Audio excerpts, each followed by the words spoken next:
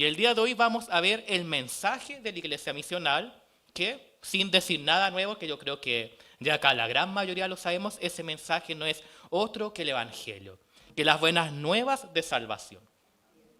Y ya anteriormente en las explicaciones hemos visto, tuvimos una pequeña introducción de lo que era una iglesia misional.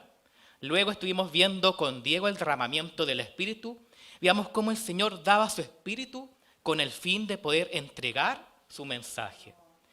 Y la semana anterior, que de hecho me correspondía a mí predicar, pero como estuve enferma y tuvimos que hacer un trueque con Jonathan, estuvimos viendo justamente la oración de la iglesia misional y cómo esta iglesia oraba pidiendo al Señor que no hubiera temor a la hora de entregar el mensaje. Y hay que entender que la iglesia misional justamente nace cuando ésta es llena del Espíritu Santo para anunciar el Evangelio. De hecho, ya lo vimos anteriormente. Cuando hablaba Diego del Espíritu Santo, decía que no podía haber misión sin el Espíritu Santo. Como les decía, hoy nos vamos a centrar en el Evangelio, que es el mensaje central de la iglesia. Es el ADN de la iglesia. No podría haber iglesia sin Evangelio. Y justamente antes de predicar a los de afuera el Evangelio, es necesario que podamos predicarlo a nosotros mismos. Porque siempre es bueno volver al centro, ya que incluso los creyentes, comunidades enteras, muchas veces pueden desanimarse, perder el foco, perder el gozo que alguna vez les trajo el recibir el Evangelio y necesitan volver a este mensaje central. De hecho, como decía justamente Seba en su devocional, cuando nos compartía este versículo que él decía que era bastante trillado, pero que nunca está de más recordar, que decía regocijaos, que muchas veces leemos esta orden, pero no estamos regocijando verdaderamente. Por eso es que siempre es bueno que la iglesia de vez en cuando en sus predicaciones vuelva al centro que es el Evangelio. Ahora sí, los invito a que puedan abrir sus Biblias para que vayamos al texto de hoy, que se encuentra en el libro de los Hechos.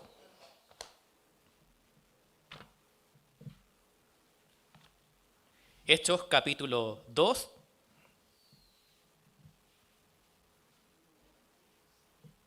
Vamos a leer desde el versículo 14 al 42.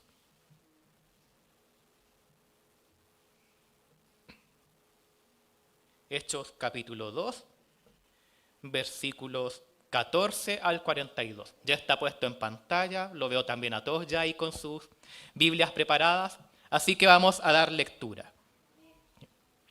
Entonces Pedro, poniéndose en pie con los 11, alzó la voz y les habló diciendo: varones judíos y todos los que habitáis en Jerusalén, esto os sea notorio y oíd mis palabras, porque estos no están ebrios, como vosotros suponéis, puesto que es la hora tercera del día. Mas esto es lo dicho por el profeta Joel. Y en los postreros días, dice Dios, derramaré de mi espíritu sobre toda carne, y vuestros hijos y vuestras hijas profetizarán. Vuestros jóvenes verán visiones, y vuestros ancianos soñarán sueños. Y de cierto sobre mis siervos y sobre mis siervas en aquellos días derramaré de mi espíritu y profetizarán. Y daré prodigios arriba en el cielo y señales abajo en la tierra, sangre y fuego y vapor de humo. El sol se convertirá en tinieblas y la luna en sangre, antes que venga el día del Señor grande y manifiesto. Y todo aquel que invocare el nombre del Señor será salvo. Varones israelitas, oíd estas palabras. Jesús Nazareno, varón aprobado por Dios entre vosotros con las maravillas, prodigios y señales que Dios hizo entre vosotros por medio de él, como vosotros mismos sabéis, a este, entregado por el determinado consejo y anticipado conocimiento de Dios, prendisteis y matasteis por manos de inicuos, crucificándole, al cual Dios levantó, suelto los dolores de la muerte, por cuanto era imposible que fuese retenido por ella. Porque David dice de él: veía al Señor siempre delante de mí, porque está a mi diestra, no seré conmovido. Por lo cual mi corazón se alegró y se gozó mi lengua, y aún mi carne descansará en esperanza, porque no dejarás mi alma en el Hades, ni permitirás que tu santo vea corrupción. Me hiciste conocer los caminos de la vida, me llenarás de gozo con tu presencia. Varones hermanos, Se os puede decir libremente del patriarca David, que murió y fue sepultado, y su sepulcro está con nosotros hasta el día de hoy. Pero siendo profeta y sabiendo que con juramento Dios le había jurado que de su descendencia, en cuanto a la carne, levantaría al Cristo para que se sentase en su trono, viéndolo antes, habló de la resurrección de Cristo, que su alma no fue dejada en el Hades, ni su carne vio corrupción. A este Jesús resucitó Dios, de lo cual todos nosotros somos testigos. Así que, exaltado por la diestra de Dios y habiendo recibido del Padre la promesa del Espíritu Santo, ha derramado esto que vosotros veis y oís. Porque David no subió a los cielos, pero él mismo dice, dijo el Señor a mi Señor, siéntate a mi diestra, hasta que ponga a tus enemigos por estrado de tus pies. Sepa pues, ciertísimamente toda la casa de Israel, que a este Jesús a quien vosotros crucificasteis, Dios le ha hecho Señor y Cristo. Al oír esto se compungieron de corazón y dijeron a Pedro y a los otros apóstoles, varones hermanos, ¿qué haremos? Pedro les dijo, arrepentíos y bautícense cada uno de vosotros en el nombre de Jesucristo para perdón de los pecados y recibiréis el don del Espíritu Santo. Porque para vosotros es la promesa y para vuestros hijos y para todos los que están lejos, para cuantos el Señor nuestro Dios llamare. Y con otras muchas palabras testificaba y les exhortaba diciendo, sed salvos de esta perversa generación. Así que los que recibieron su palabra fueron bautizados y se añadieron en aquel día como 3,000 personas. Y perseveraban en la doctrina de los apóstoles y en la comunión unos con otros, en el partimiento del pan y en las oraciones. Amén.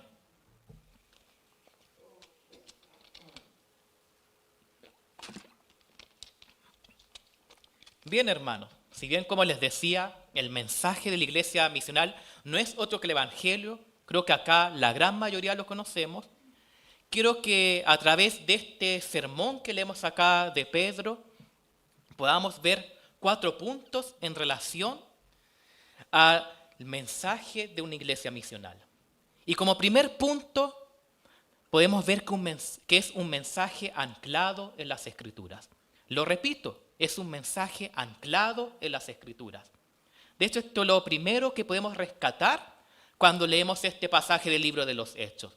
Vemos que Pedro no predica a partir de sus propias experiencias, no predica a partir de ideas desligadas de la palabra. De hecho, vemos que el libro de los Hechos inicia con el Señor ascendiendo a los cielos, pero antes le dice a sus discípulos, quédense en Jerusalén esperando el derramamiento del Espíritu. Y él pudo haberse tomado de esto, pudo haberse tomado de esa experiencia diciendo lo que ustedes ven acá es justamente lo que nuestro Señor nos prometió. Pero vemos que Pedro no hace eso, sino al contrario su mensaje está completamente anclado a la palabra de Dios que su audiencia conocía bastante bien. Y es que si notamos, Pedro no se dirige a cualquier clase de gente, sino que le está hablando a varones judíos, personas que eran bastante devotas a su fe y que justamente acudieron a Jerusalén para celebrar la fiesta de Pentecostés conforme a la ley de Dios. Entonces eran personas justamente bastante conocedoras de la Torá, de los salmos y los profetas. Y por eso mismo es que Pedro no va a intentar convencerlo por medio de otro mensaje, no va a intentar convencerlo por medio de sus experiencias, sino que desde lo común que tienen, que es la palabra de Dios. Y en este sentido podemos ver que la predicación de Pedro sigue un patrón recurrente que podemos ver también en la teología lucana, en su evangelio, respecto a la predicación, y que cuando leemos el evangelio de Lucas podemos ver que comienza con las Escrituras, muestra el cumplimiento de las Escrituras en Cristo y por último llama a una respuesta concreta. Y esos 3 puntos justamente vamos a ver también acá a lo largo de esta predicación de Pedro. Y ya acá tenemos que comenzar a entender lo siguiente, hermanos. El que no hay evangelio sin escritura. ¿Y por qué no hay evangelio sin escritura?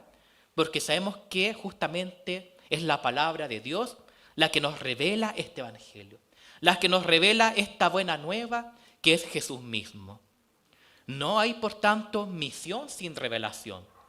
Si Dios no se revela en su palabra, no habría misión, porque no sabríamos cuál es el fin para el que el Señor ha formado y ha llamado a su iglesia. Por tanto, vemos que la iglesia no inventa su mensaje, sino que la iglesia recibe su mensaje y lo predica. Y vemos cómo pese a este contexto tan sobrenatural, a todo lo que ha acontecido, a estas lenguas de fuego que se pusieron sobre los que se encontraban ahí en el aposento alto, este viento recio que se dice que sopló, pese a que comenzaron a hablar en lenguas, vemos que Pedro no apela a una nueva revelación ni a sus propias vivencias. Y acá quiero detenerme un poco también, hermanos, porque muchas veces nosotros como buenos pentecostales cuando leemos este pasaje nos quedamos al tiro con el bautismo del Espíritu y nos quedamos ahí. Y desgraciadamente al quedarnos ahí muchas veces los pentecostales nos hemos alejado un poco de la palabra y tenemos cultos que llegan a ser desordenados, donde tratamos como de revivir esto, pero de una forma desordenada, donde cada quien habla lenguas de su forma, cada quien trata de llenarse del Espíritu y manifestarlo como a él le plazca, como justamente ocurría en la iglesia de Corinto. Y por tanto dejamos de lado muchas veces el llamado que hizo Pablo a la iglesia de Corinto de que toda la manifestación del Espíritu dentro de la iglesia debe ser de forma ordenada. De hecho, Diego también en su predicación tomó un tiempo para hablar de esto, de que si no hay en la iglesia intérprete para interpretar lo que estamos hablando en lenguas, debemos callar dentro de la congregación. Y dejamos de lado, por centrarnos en esto, la parte más importante y más medular de todo lo que se nos está revelando acá, y que justamente a lo que apela Pedro en este pasaje. Cuando él se vale de las Escrituras, vemos que él no se queda ahí, sino que él muestra cómo la palabra se estaba cumpliendo en este día. Y por lo mismo es que fue algo tan ruidoso, algo tan sobrenatural, justamente, válgame la redundancia, pero no podía ser de otra forma porque lo que estaba aconteciendo en ese día era el cumplimiento de las promesas de Dios. Vemos, por tanto, cómo Pedro se vale de la Escritura, puesto a que tenemos que entender que el Espíritu Santo en ningún momento desplaza la Escritura, sino que lo que hace es iluminarla. Por lo mismo es que vemos acá a Pedro lleno del Espíritu Santo para interpretar la palabra del Señor. Pedro explica que lo que está aconteciendo es lo que ha dicho el profeta Joel. Vemos, lo que ustedes ven es lo dicho por el profeta Joel, para anunciar que lo que estaban viendo todos estos varones judíos no era otra cosa que el cumplimiento de la promesa de Dios anunciada por sus profetas, que era el derramamiento del Espíritu. Por lo mismo que cuando leemos este pasaje, tenemos que tener ojo en eso, hermano. No podemos quedarnos solamente con la primera parte donde se nos muestra este gran movimiento del Espíritu, cómo comenzaron a hablar en nuevas lenguas, sino que debemos acompañarlos de esta predicación de Pedro, porque justamente acá tenemos la interpretación de lo que se está viviendo, que es el cumplimiento de la promesa del Señor. Por tanto, para ir concluyendo esta primera parte, podemos ver que el mensaje de la iglesia no puede sostenerse en vivencias personales ni en experiencias aisladas, sino que toda la autoridad del mensaje de la iglesia misional reside en la palabra de Dios, la cual es inspirada, suficiente y revelada en su plenitud. De hecho, como dice 2 Timoteo 3, versos 16 y 17, toda la escritura es inspirada por Dios y útil para enseñar, para redarguir, para corregir, para instruir en justicia, a fin de que el hombre de Dios sea perfecto, enteramente preparado para toda buena obra. Por tanto, hermanos, si usted alguna vez va a una iglesia y ve que se está predicando algo distinto a la palabra, arranque de ahí, hermano. Arranque, porque el único mensaje que debemos predicar no es otro que la palabra de Dios. La palabra de Dios está todo cuanto nosotros debemos saber para nuestro día a día. Pero hay un segundo punto, y es que este mensaje además se encuentra centrado en la obra de Cristo. En segundo lugar, por tanto, el mensaje de la iglesia misional está centrado absolutamente en Cristo. El evangelio no es otro que Cristo mismo. Vemos que Pedro, de hecho, no se quedó solamente en predicar a los profetas ni a los patriarcas como fines en sí mismos, sino que Él va aún más allá, puesto a que toda la Escritura es un anticipo y un anuncio de Cristo. Y esto de hecho lo podemos ver muy claro cuando nuestro Señor se encuentra con los discípulos caminos de Emaús. Vemos cómo Él comienza ahí a hacer un recorrido por toda la palabra para mostrarles cómo toda la palabra de tapa a tapa habla de Él. Él es el centro, hermano, de la Escritura. Por lo mismo es que cada vez que predicamos, no podemos quedarnos en la palabra misma que predicamos, sino que toda nuestra palabra, como fin último, debe apuntar a Cristo. Y vemos acá que Pedro cita 2 salmos de David, que son el Salmo 16 y el 110, pero él les introduce una interpretación completamente cristológica y decisiva, ya que él les dice que David acá no podía hablar de sí mismo, puesto que su cuerpo experimentó corrupción. De hecho, él dice, su tumba se encuentra acá entre nosotros. Entonces las palabras de David apuntan a alguien aún mayor, al Mesías que no sería dejado en el Hades, ni experimentaría corrupción. Y más adelante dice, pero siendo profeta y sabiendo que Dios le había jurado que de su descendencia en cuanto a la carne levantaría al Cristo para que se sentase en su trono. Y así vemos cómo Pedro se va a tomar de estos salmos de David para ahora profundizar en su mensaje y conducir todo este mensaje a Cristo.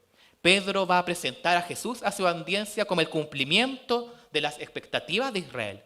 Cristo es el último y definitivo de todos los ritos de Israel. En Él se cumple cada uno de los ritos y cada una de las profecías dadas en la palabra. Y vemos cómo Pedro a lo largo de esta predicación va a presentar 4 verdades sobre Cristo. Una, que fue enviado por Dios. La segunda, que fue muerto.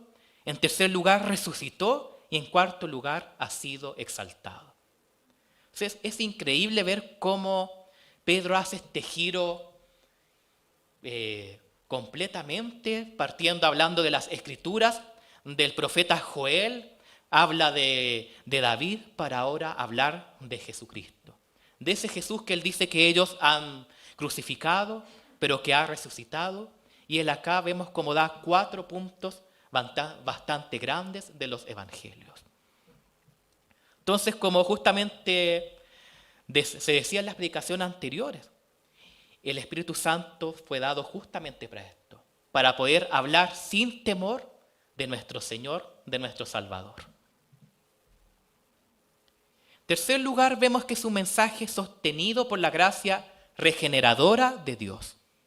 Y es que el mensaje de la iglesia, este evangelio que predicamos, se encuentra profundamente arraigado a la gracia de Dios. Esta gracia es una realidad en todo aquel que anuncia el mensaje. Si nosotros decimos anunciar el evangelio, la gracia de Dios ha de ser una realidad viva en nosotros. Los mismos apóstoles que predicaban fueron restaurados por gracia. Ellos no fueron exentos de tener fracasos, de tener negaciones, de tener dudas e incredulidades, pero estos no fueron razones para ser descalificados definitivamente a la hora de predicar el evangelio. De hecho, si vamos más atrás a los evangelios, este mismo Pedro que está ahí con todo valor, sin ningún temor, predicando a Jesús, si recordamos, momentos antes, él le había negado 3 veces. Por dar otros ejemplos, tenemos también a Pablo, a este Saulo de Tarso, perseguidor de la iglesia, pero vemos como por la gracia del Señor fue regenerado completamente su espíritu y luego lo vemos predicando sin temor a aquel que él mismo perseguía. Pero en este punto tenemos que entender, hermanos, que el mensaje de la iglesia en ningún momento busca minimizar el pecado, pero tampoco busca aplastar al pecador, sino que el evangelio confronta con verdad y nos llama al arrepentimiento genuino. Y este arrepentimiento genuino es una obra de la gracia que revela el pecado en nosotros, mueve el corazón y conduce a una fe auténtica. Porque donde no hay dolor por el pecado, no hay un arrepentimiento verdadero. Si no experimentamos este dolor, claramente no puede haber un arrepentimiento verdadero. quien verdaderamente recibe el Evangelio, quien verdaderamente recibe este mensaje junto a esta gracia de Dios regeneradora, experimenta un dolor, pero un dolor que sabemos más adelante se convierte en gozo. Y además, donde no hay arrepentimiento y fe, tampoco hay Evangelio. Porque para experimentar el Evangelio en nuestras vidas debe haber un arrepentimiento auténtico y una fe en aquel Salvador. Por tanto, al continuar analizando el texto de los Hechos, vemos como si bien este libro inicia con esta manifestación sobrenatural, no se queda allí. Vemos que Pedro nos prosigue hablando de todo este momento sobrenatural que está sucediendo, que yo creo que era como lo más visible en ese momento. O sea, yo creo que nosotros hubiéramos estado ahí, lo que más esperamos es que se nos dé explicación, se nos cuente con detalle qué está pasando. Pero vemos que no se centra allí, sino que se centra en el fruto de lo que está aconteciendo. Porque el verdadero milagro que está pasando ahí no fue el hablar en lenguas, no fueron estas llamas de fuego, sino que son los corazones transformados por la gracia de Dios. No hay obra más sobrenatural, hermanos, que hayamos podido experimentar que el pasar de muerte a vida. Porque el Espíritu Santo fue dado para regenerar, hermanos. No fue dado, si bien nos entrega poder para predicar, debemos entender que su principal fin es regenerar. De hecho, más adelante, y si con otras muchas palabras, testificaba y exhortaba. Porque el énfasis está puesto en la palabra predicada por el poder del Espíritu y no en lo que está sucediendo. El mensaje de la iglesia misional no produce una admiración que sea solo pasajera, no produce ahí un pequeño dolor que ya escuché y se me olvida, sino que produce una convicción en el corazón. El mensaje que estamos llamados a entregar produce arrepentimiento. Vemos acá que cuando las personas escucharon a Pedro, se compungen de espíritu, se sienten completamente tristes, dolidos, y preguntan, ¿qué haremos? Y Pedro les responde con la esencia del Evangelio. Arrepentíos y bautícense cada uno de vosotros para perdón de pecados. Y eso es justamente a lo que apunta el mensaje de una iglesia misional, al arrepentimiento y al bautismo para perdón de pecados. Y por lo mismo que también cuando salimos a predicar, lamentablemente vemos hoy en día cuántos predicadores, uno bastante conocido que no lo voy a nombrar porque yo creo que todos los conocemos, que vemos cómo ataca en vez de ir con amor, ir con esta misma gracia perdonadora que nosotros hemos recibido.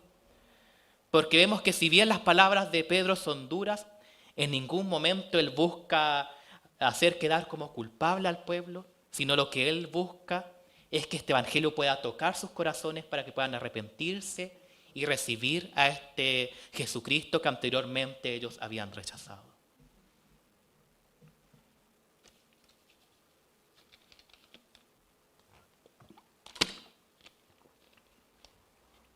Y en cuarto lugar, si hemos visto que este mensaje es un mensaje arraigado a la gracia de Dios, como cuarto lugar tenemos que es además un mensaje que desborda hacia otros. Porque la gracia de Dios nunca se queda en quien la recibe, sino que siempre impulsa hacia afuera a compartirla con los demás.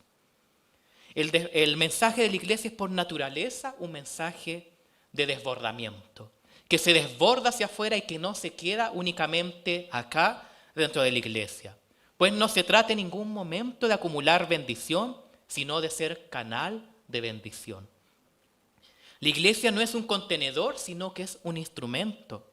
Puesto a que la gracia renueva el corazón, transforma la mente, produce gozo y luego nos mueve al servicio y al amor hacia los demás. Nunca la gracia de Dios se queda exclusivamente dentro de nosotros, sino que nos impulsa a llevarla hacia los demás. Si verdaderamente hemos experimentado el amor de Dios, hemos experimentado su evangelio, la gracia perdonadora obrando en nosotros, es imposible que nos queramos quedar callados. Si verdaderamente hemos recibido esa gracia nos impulsa a compartir ese evangelio con los demás. Porque el evangelio crea una dinámica viva. La gracia revela nuestro pecado, el arrepentimiento conduce a la fe produce gozo y el gozo nos impulsa a la misión. De hecho, creo que el ejemplo más claro que podemos encontrar en las Escrituras son todos aquellos enfermos, paralíticos, ciegos, que fueron sanos por el Señor. Vemos cómo por más que Jesús les decía, no le cuentes a nadie qué ha pasado, no le cuentes a nadie quién te ha sanado, pero ellos, movidos por este gozo de verse sanos, no podían evitar correr y anunciarle a todo el mundo: aquel me ha sanado. Y asimismo nosotros deberíamos reaccionar al sabernos sanados de la enfermedad más grande que podíamos tener, que es el pecado. Asimismo nosotros deberíamos correr gozosos a anunciar a este Jesucristo que nos ha sacado del hoyo del pecado. Entonces, para ir concluyendo, hemos visto que el Evangelio es el único mensaje de la iglesia misional. Porque no hay otro mensaje que la iglesia haya sido llamada a dar que el Evangelio.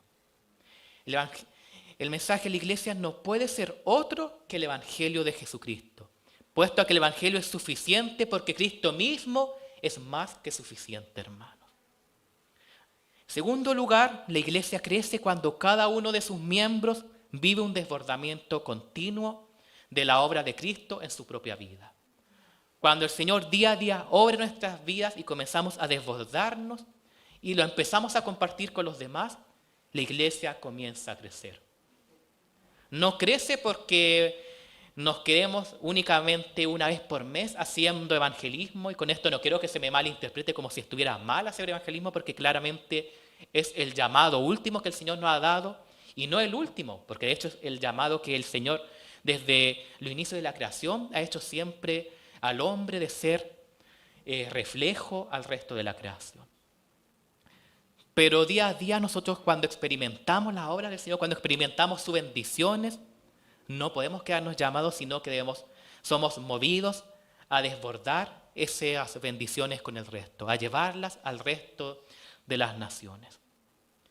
Y el llamado, hermanos, siempre sigue siendo el mismo: arrepentíos y creed en el Evangelio. No hay otro llamado que debamos hacer a la hora de predicar a nuestros amigos, a nuestras familias, a nuestros compañeros de trabajo, a nuestros compañeros de estudios. No hay otro llamado que este: arrepentíos y creed en el Evangelio. Y creed en aquel Jesucristo que entregó su vida por nosotros para que hoy podamos ser salvos. Por tanto, mientras la iglesia siga proclamando este mensaje de las buenas nuevas en el poder del Espíritu Santo y conforme a la palabra de Dios, la misión continuará hasta que Cristo vuelva y el plan de Dios alcance su consumación final. Esta misión, hermanos, no ha acabado. Y por tanto, si usted cree como, puedo quedarme sentado, hace mucho frío, mejor no vengo a evangelismo, mejor me quedo en mi camita y cómodo, ¿para qué voy a ir si total los más jóvenes pasan menos frío que vayan ellos? No, hermanos.